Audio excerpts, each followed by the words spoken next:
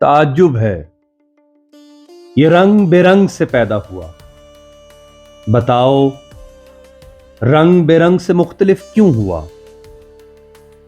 تیل کا بیج پانی سے بڑھتا ہے لیکن آخر کار پانی کا مخالف کیوں ہوتا ہے؟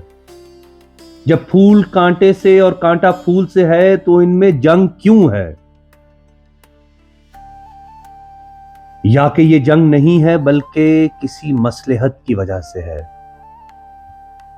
در حقیقت نہ یہ ہے نہ وہ ہے، حیرانی ہے۔